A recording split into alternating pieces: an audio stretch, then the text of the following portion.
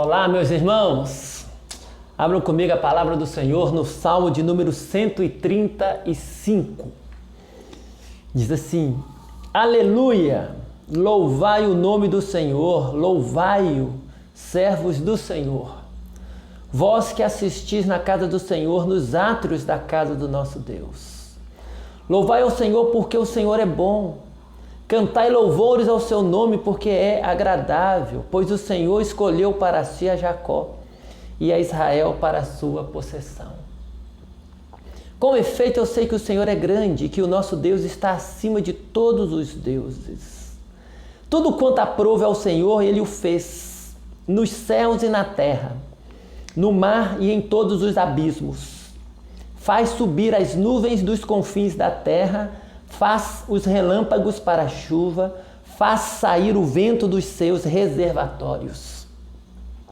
Foi ele quem feriu os primogênitos no Egito, tanto dos homens como das alimárias. Quem no meio de ti, ó Egito, operou sinais e prodígios contra Faraó e todos os seus servos. Quem feriu muitas nações e tirou a vida a poderosos reis, a Seom, rei dos amorreus, e a Og, rei de Bazã, e a todos os reinos de Canaã, cujas terras deu em herança a Israel, seu povo. O teu nome, Senhor, subsiste para sempre, a tua memória, Senhor, passará de geração em geração. Pois o Senhor julga ao seu povo e se compadece dos seus servos. Os ídolos das nações são prata e ouro, obras das mãos dos homens. Tem boca e não falam, tem olhos e não veem, tem ouvidos e não ouvem, pois não há alento de vida em sua boca. Como eles se tornam os que os fazem, e todos os que neles confiam. Casa de Israel, bendizei ao Senhor. Casa de Arão, bendizei ao Senhor. Casa de Levi, bendizei ao Senhor. Vós que temeis ao Senhor, bendizei ao Senhor. Desde Sião, bendito seja o Senhor que habita em Jerusalém. Aleluia. Meus irmãos, esse é um salmo que ele inicia, com uma expressão de louvor e também se encerra assim.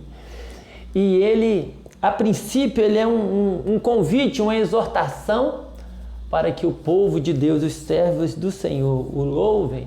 Mas ele próprio também, em seu conteúdo, já apresenta muitas expressões e declarações de louvor ao nosso Deus. E eu quero chamar a tua atenção para as questões que são mencionadas aqui. A forma como o salmista faz menção a Deus como aquele que criou todas as coisas. Tudo quanto aprove ao Senhor, Ele o fez nos céus e na terra, no mar e em todos os abismos.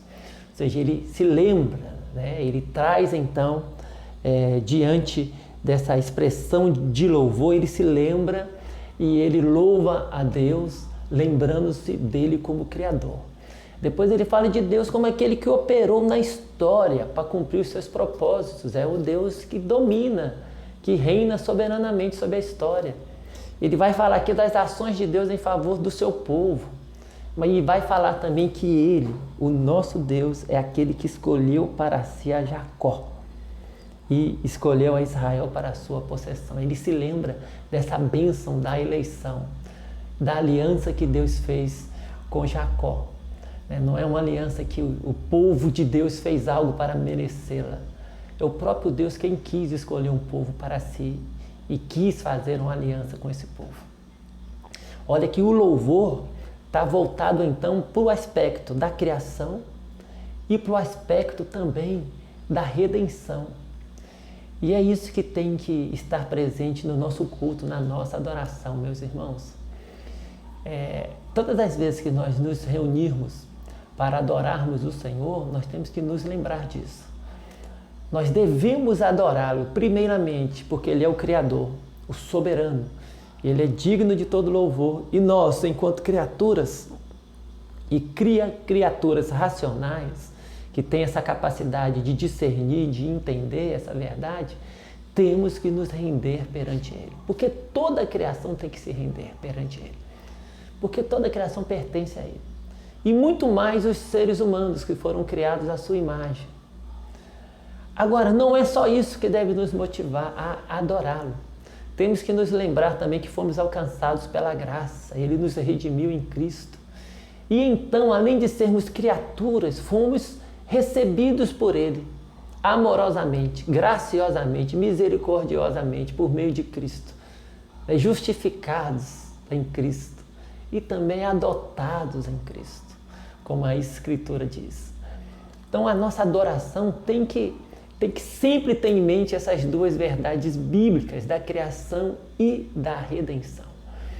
Se como Criador Deus é digno de receber toda a adoração de suas criaturas e deve receber toda a adoração, como nosso Redentor, Ele tem que receber também a nossa gratidão, né, e a nossa disposição de honrá-lo e de viver para a glória dEle, uma vez que Ele nos resgatou das trevas para a sua maravilhosa luz, justamente para isso.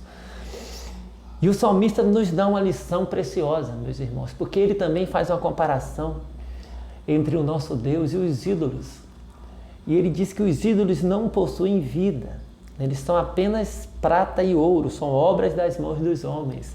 E diz que eles têm boca e não falam, têm olhos e não veem, têm ouvidos e não ouvem, e não há nenhum alento de vida em sua boca.